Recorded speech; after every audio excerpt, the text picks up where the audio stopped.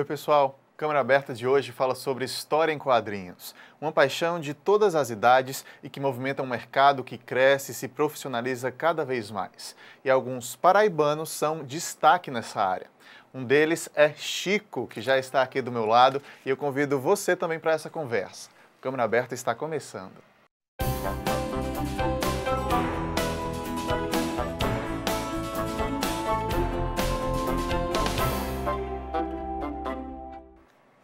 Você de casa nos acompanhando, seja muito bem-vindo ao nosso programa.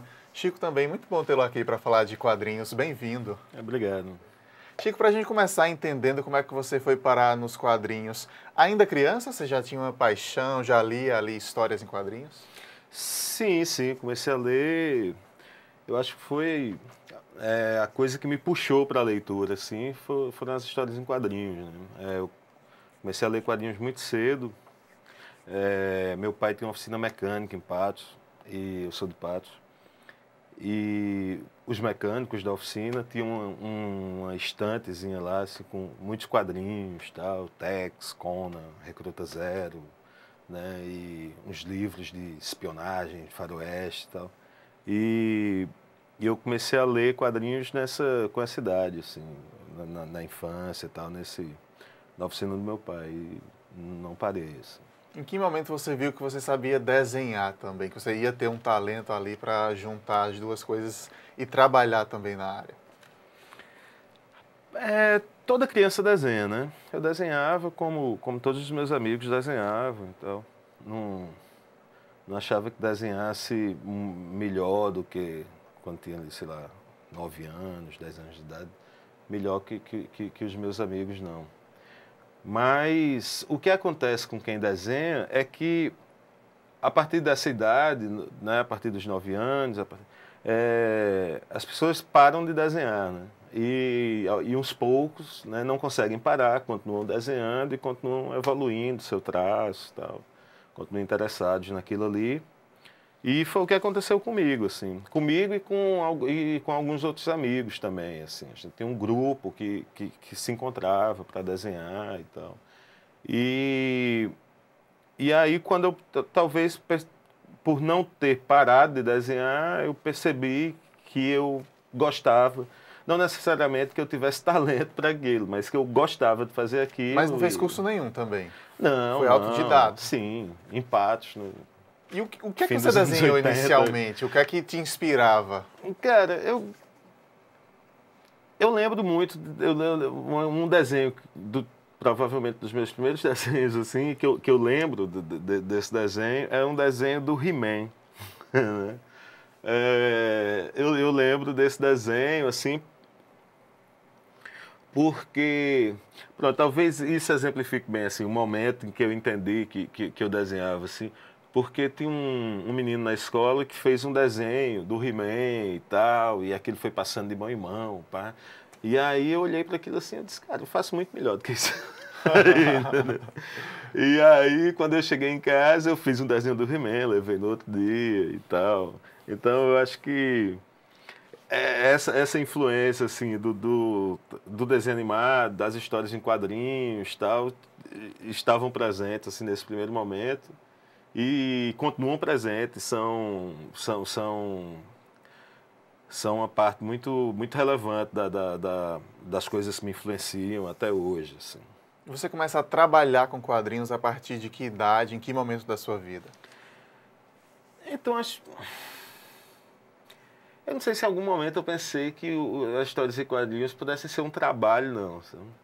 É, Existe uma coisa no universo das histórias em quadrinhos que é o fanzine, né? Que é uma publicação amadora, feita pelo próprio autor e tal, né? E lá em Patos ainda eu comecei a fazer um fanzine de quadrinhos, porque eu lia muito quadrinhos, desenhava, comecei a fazer minhas próprias histórias e descobri que existia esse universo dos fanzines, né? Que você fazia sua publicação, xerocada, tal, ali, 5 folhinhas, e enviava por correio para outro cara que fazia fanzine, o outro cara mandava o dele para você, existia uma rede postal, assim. Então eu fazia quadrinhos porque eu sentia necessidade de contar essas histórias e de desenhar. Então, até muito pouco tempo atrás, assim, eu não imagino. Até hoje, assim, não é que eu acho que eu possa viver de quadrinhos, não. Assim. É um mercado complicado, tá? Aqui no Brasil, não sei só no Brasil, acho que em muitos outros lugares também. Mas tem muita gente apaixonada por quadrinhos. Assim. Eu tenho muitos amigos que fazem quadrinhos e eles não conseguem, assim como eu, parar de fazer. Não importa se vai viver disso, se vai ganhar dinheiro com isso, se vai perder dinheiro com isso. Assim. Esse meu exemplo assim, é um exemplo que se repete em vários autores, vários amigos, muita gente que eu conheço. Então, só para responder assim, eu não sei se em momento algum, acho que não, eu pensei assim, vai ser meu trabalho, eu vou viver de quadrinhos. Eu sabia que eu queria viver de desenho, né? Mas não especificamente de quadrinhos, embora eu soubesse que era uma coisa que eu ia fazer pro resto da vida. A gente tem uma reportagem aí que fala um pouco desse universo dos quadrinhos, o mercado, essa paixão que existe. Vamos dar uma assistida e a gente volta a comentar. Um universo de cores e criatividades. É em meio a essas histórias que o colecionador Manassés Filho vive. Ele transformou a sua paixão por quadrinhos em profissão. Eu sempre tive vontade de abrir meu próprio negócio. E aí, em 2000, 2001, eu tinha 3 coisas na cabeça. Era uma livraria, que aí seria livros em geral, uma videolocadora e uma livraria especializada em quadrinhos. Acabei descartando as 2 primeiras. A primeira pela questão de que eu tenho uma abrangência muito grande de material e eu ia acabar pecando por não ter condições de desempenhar um bom papel, de poder conversar, da pessoa chegar e saber que eu estaria realmente falando com conhecimento de causa sobre aquilo. A segunda opção, que é a videolocadora, eu observei que já estava existindo o download de áudio e que seria uma questão de tempo para existir com o de vídeo, então me restou a livraria especializada em quadrinhos. E foi o que eu comecei desde o dia 20 de janeiro de 2003 e a loja está chegando aos seus 12 aninhos. Né? Não há coisa melhor do que se trabalhar no que se gosta. O trabalho ele deixa de ser um sacrifício, né? Uma pena, para ser algo prazeroso. Né? Após anos lendo os quadrinhos, ele se tornou admirador dessa arte e hoje é conhecedor de todos os artistas paraibanos que se destacam no mundo e fala com propriedade. E aqui na Paraíba a gente tem logo de cara o nosso marco inicial é o pai do Mike Deodato, também conhecido como Deodato Borges Filho. Né? O Deodato pai, que criou a primeira história em quadrinho, que é o Flama, é o grande responsável, é o marco inicial, a pedra filosofal de tudo que veio daí para frente. Né? E aí tiveram nomes como o caso do M. Ribeiro, do Assis Vale, do Cristóvão Tadeu, do Henrique Magalhães, e de tantos outros que tem por aí, e de uma nova e novíssima geração que está fazendo coisas maravilhosas. O próprio Deodato, né, com trabalhos maravilhosos para o quadrinho norte-americano, atualmente ele está fazendo uma série, que se eu não me engano é Pecado Original, posso estar enganado agora, mas tem o Chico também, que já vai por uma outra vertente, da linha do quadrinho autoral, que é um cara maravilhoso, que tem um talento enorme e que de pelo menos uns 3 anos para cá vem conseguindo literalmente firmar o nome dele no mercado. Né?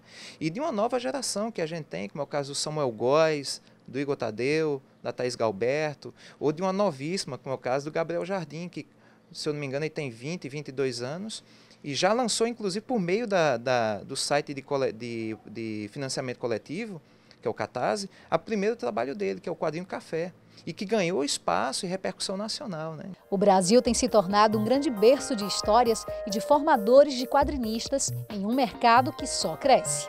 Até um tempo atrás, os grandes talentos que nós temos no nosso país tinham uma grande paixão por fazerem seus trabalhos para o mercado estrangeiro, o mercado norte-americano, mais propriamente dito. Né? Mas de uns 10 anos para cá, o mercado editorial mudou bastante. Então, nós temos aí, não que não existisse pessoas que queriam fazer seus trabalhos autorais, que fique bem claro, né? Mas que começou um boom. Então, hoje nós temos aí pessoas que estão se autopublicando, pessoas que estão tirando dinheiro do próprio bolso e colocando para frente seus projetos editoriais, que é uma coisa maravilhosa, né?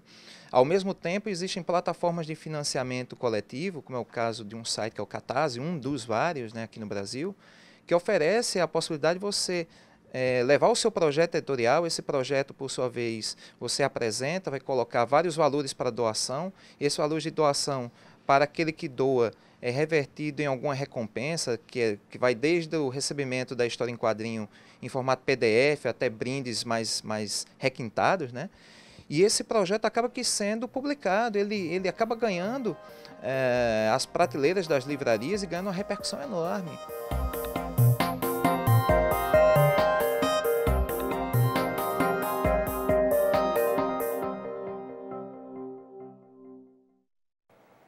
Bacana, obrigado ao Manassés aí pela participação. O Manassés fala ali do mercado, Chico. Ainda é um mercado complicado, mas estamos mais estruturados, estamos mais profissionais de fato? Sim, sim. Mudou muito, melhorou muito. Melhorou muito. Você tem hoje um volume de produção muito maior e uma diversidade muito maior, tanto de escolhas narrativas, né? Tanto dos assuntos, né? Da estética mesmo, diferentes traços, né? Mas como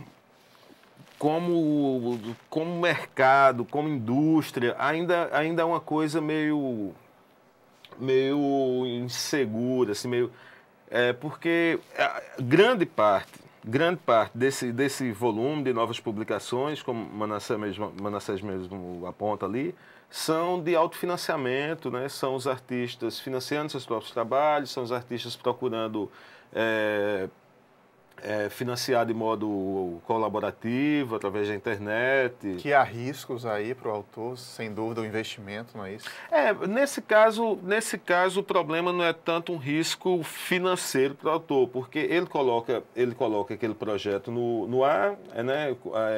Então as pessoas que estão interessadas na publicação daquele material fazem doações em dinheiro, em diferentes valores, tal, de acordo com a recompensa oferecida pelo autor.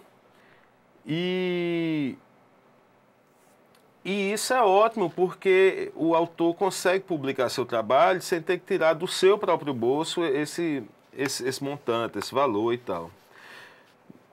Eu tenho uma preocupação com eu acho ótimo assim, esse tipo de financiamento. O que eu tenho notado talvez seja que isso faça com que o artista pule uma etapa da sua formação, né? Antes de fazer meu primeiro material assim de maior fôlego, assim, né, o Blue Note, que foi financiado inclusive por uma lei de incentivo distado pelo FIC,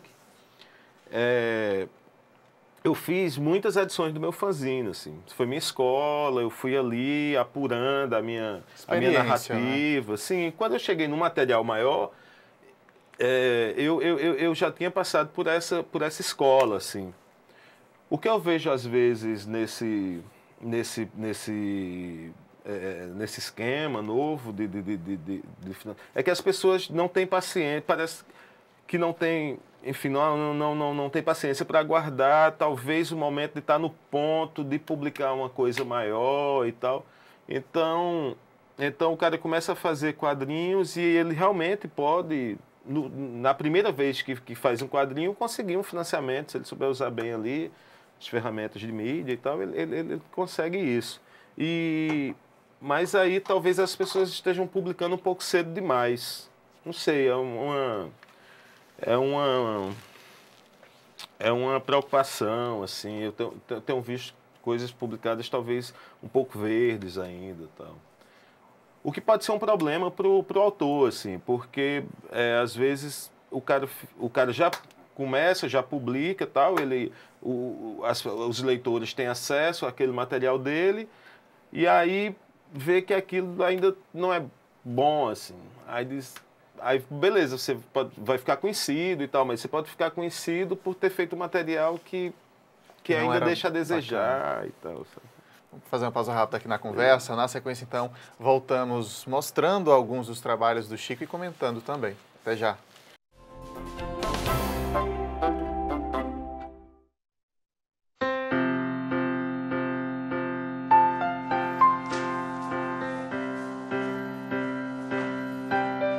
O que passa pela Câmara fica para você. Câmara Municipal de João Pessoa. A gente sabe que o futuro da nossa cidade está na mão dos nossos jovens. Por isso, queremos ouvir você. Se liga na Câmara. Saiba o que os especialistas têm a dizer sobre saúde, educação, infraestrutura. Conheça os seus direitos. A Câmara está aberta. Se liga na Câmara. Confira o que os seus representantes têm feito em benefício da nossa cidade. O nosso jornal é todo seu. Se liga na Câmara.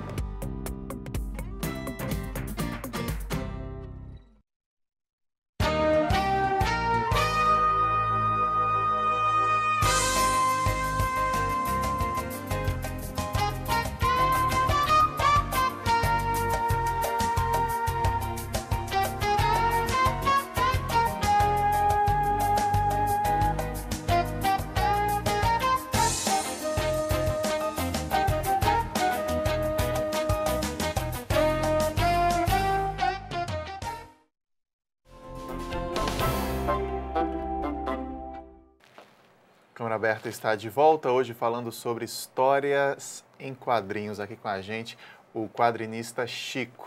Estou falando quadrinista, mas é ilustrador, é desenhista, se inclui tudo isso. Grafiteiro. Grafiteiro, a gente vai falar disso também. Vamos começar falando dos seus trabalhos nesse bloco. O Piteco, do Maurício de Souza, te deu uma projeção nacional interessante, né? Sim, sem dúvida, sim. Talvez antes de fazer o Piteco, apesar de eu ter feito quadrinhos a vida inteira, eu fosse mais conhecido como ilustrador do que como quadrinista, como autor de quadrinhos. É porque é impressionante assim, o alcance que tem o Maurício, né? Assim, são gerações de leitores. Da Turma da Mônica, sim, né? Sim, os adultos continuam lendo, né? Os adolescentes leem, as crianças leem. E fazer um trabalho para o Maurício te coloca no meio desse turbilhão de leitores e tal, né? E, então, sem dúvida, assim, foi meu trabalho com maior alcance de leitores. Assim. E como é que se pensa, Chico, quando você tem uma missão como essa? O Maurício de Souza quer dar uma repaginada num personagem dele, a responsabilidade é sua. Como é que é o processo para se chegar no resultado?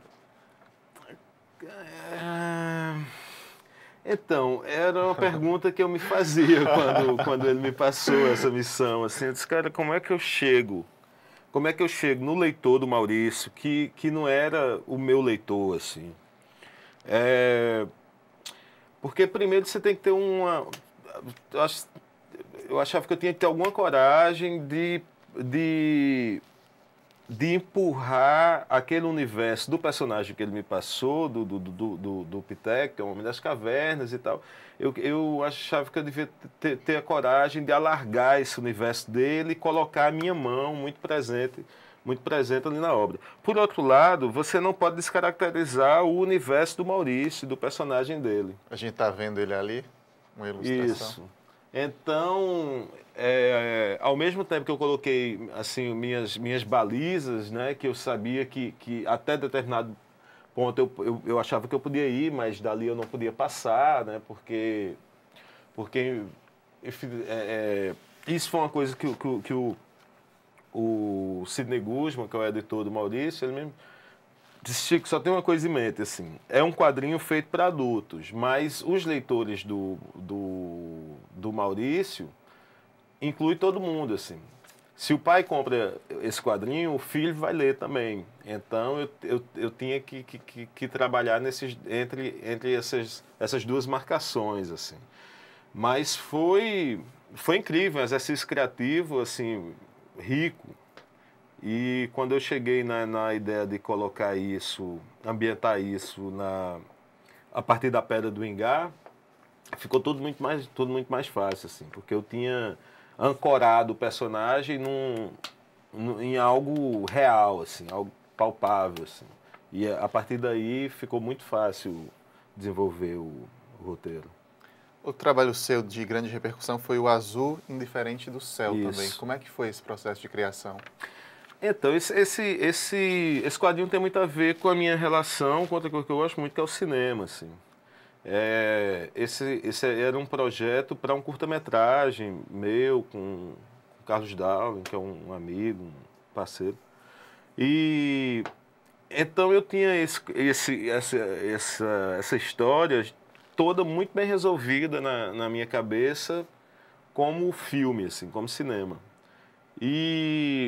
Mas deu errado e eu resolvi que eu ia contar essa história de qualquer modo e fui fazer ela como quadrinho, assim, porque uma das grandes vantagens do quadrinho é que você não tem restrição orçamentária, né? Você pode contar a história que você quiser, você pode explodir o universo, você pode fazer o que você quiser, que você só precisa de uma caneta e um papel para fazer folha isso. E aí, quando eu fui fazer isso, é uma história que parte de um conto mínimo, assim, umas 12 linhas, tal, do Eduardo Galeano, no livro dos Abraços, que ele conta a história do assassinato desse ativista dos direitos humanos, tal, Hector Abad. E eu fui pesquisar sobre o personagem, sobre essa história, e aí surgiu esse roteiro. Então, quando eu fui para o papel, assim, foi muito fácil, porque como filme ele já estava muito bem resolvido na minha cabeça, assim. Então, foi fácil passar para o papel, porque já estava todo planificado, decupado, foi...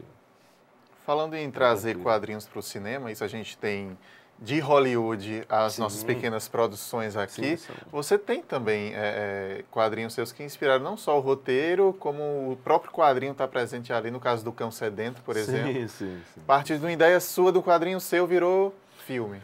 Sim. Bruno Salles também é um parceiro desses projetos de cinema, assim, um amigo de muitos anos. Bruno, quando foi fazer seu primeiro filme, assim, acho que é o primeiro filme dele, ele estava procurando um roteiro e eu tinha na gaveta lá esse roteiro de uma história em quadrinhos, né? Que eu acho que se chamava As Coisas que Nina Faz, uma coisa assim. Enfim, que virou o Cão Sedento. Ele adaptou esse roteiro de quadrinhos para o cinema. No filme ainda resta uma coisa de quadrinhos, assim, tem um pouco de linguagem de quadrinhos na edição, na montagem do filme. E recentemente eu fiz o contrário, né? Eu peguei um roteiro que era um roteiro de cinema, um filme que já foi feito, Lavagem, um filme que eu dirigi, um filme que eu fiz também em parceria com o Bruno, e fazendo o sentido inverso, né? Do cinema, eu estou transformando ele agora numa história em quadrinhos. Será publicada no primeiro semestre do ano que vem. É o que você está se concentrando agora. Entre outras coisas. Que a gente explora ainda hoje. Deixa eu vir para outro trabalho seu aqui. O Talvez Seja Mentira, é recente também. Você explora aí um lado erótico do quadrinho? Sim. De onde veio essa ideia? Olha, o quadrinho erótico, ele tem uma tradição, assim, né? Tem, tanto no Brasil, né, com o exemplo maior, sem dúvida, é Carlos Zéfiro. Esse quadrinho, de alguma maneira, dialoga com esses quadrinhos do Zéfiro em relação ao formato, né, em relação ao preto e branco e tal. Mas tem uma linhagem de autores de quadrinho erótico, italianos, principalmente, assim, eles têm uma tradição incrível no quadrinho erótico.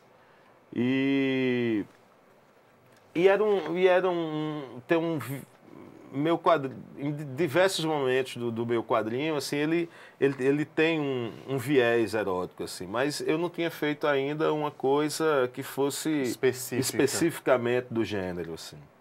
E aí eu resolvi fazer esse, que é uma história curta, são duas histórias curtinhas, tal. Na verdade são contos são dois contos, né, de autoria do meu irmão, Bruno, que eram dois contos separados, mas quando eu li os dois contos eu achava que eles se relacionavam, então eu retrabalhei esses contos dele, fazendo que num roteiro eles fossem duas partes de uma mesma história. Você é roteirista também, né? Sou. Sou Não é melhor só desenhista, mas... A gente pode pegar algum material que não é só sua ilustração que está ali. As palavrinhas também, os balõezinhos também são seus. Sim, sim. Na verdade, quando a gente fala de roteiro de quadrinhos, ele vai muito além do texto, né? O roteiro não é só o que o personagem diz, né? Não é só o que vai dentro do balão. Porque a maior parte da narrativa dos quadrinhos ela é feita através da imagem. Assim. Você conta muito mais nas histórias em quadrinhos sem dizer, né? Você conta muito mais mostrando, né? Inclusive, esse é um exercício meu. Assim. Eu escrevo o roteiro, depois eu começo a desenhar as cenas e eu vou apagando tudo que é texto. Eu só deixo o texto que foi absolutamente essencial, assim, o que eu acho que as imagens não conseguiram contar, né? O que a narrativa visual não conseguiu dar conta, precisa de um diálogo, de uma fala ali, então eu vou lá e coloco, mas eu jamais vou colocar, por exemplo, assim, um texto que diga assim, amanhece, entendeu? Se eu posso mostrar isso com desenho, eu jamais vou escrever isso na página. Então, o trabalho de roteirista de quadrinhos, acho que assim como roteirista de cinema também, enfim, as linguagens que narram a partir de imagens, assim, é isso, assim, é limpar tudo que for palavra que possa ser desnecessário ali para contar bem a história. Bacana. Vamos mostrando mais trabalhos do Chico para a gente ir comentando? Pode ir soltando aí. Enfim, são telas, né? Grafite. Aí é um trabalho na rua, né? Que você faz também. Sim, aqui no centro. Aqui em João Pessoa mesmo? Sim, tem pouco tempo esse trabalho. O grafite que dá um colorido à rua, né? Se bem feito, se feito da maneira correta. Minha relação com a arte de rua eu acho que minha relação com o grafite, cara, em algum momento, além da óbvia ocupação do espaço público, assim, eu acho que é uma questão importante, assim, que a gente tem uma relação mais próxima com os espaços da cidade, né? Que a gente entenda que aquele espaço, o espaço público, às vezes parece que é uma coisa de ninguém, assim, quando na verdade é uma coisa de todo mundo, né? Importante ter essa consciência. Sim, sim. Mas tem uma outra coisa, assim, mais afetiva, assim, do grafite, que é muito parecido com a minha relação com o cinema também. O trabalho de desenhista e de autor de quadrinhos e tal, é um trabalho muito solitário, né, cara? Você fica ali trancado no seu estúdio, na sua prancheta, desenhando, você se relaciona pouco com outras pessoas e tal. O grafite inverte isso, assim. Você trabalha muito com grupos de amigos, numa relação aberta com a cidade e tal, você se expõe mais e no trabalho de desenhista de estúdio, assim, eu acho que eu sinto falta disso. No cinema também, você precisa trabalhar com amigos, com equipe, então... Você se realiza ainda um pouquinho em cada, é isso?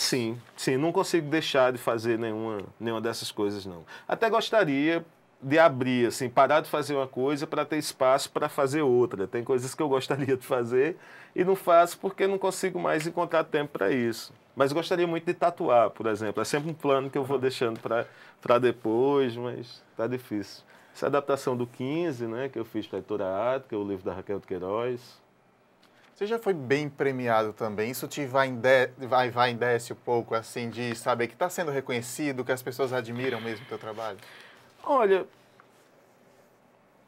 é bom você ter um reconhecimento de que estão lendo o seu trabalho, assim, essa é a parte boa, assim, se eu recebo um prêmio, se eu recebo um convite para fazer um trabalho, eu penso, ok, então estão lendo aquilo que eu faço, né? Não é fácil conseguir leitores, né?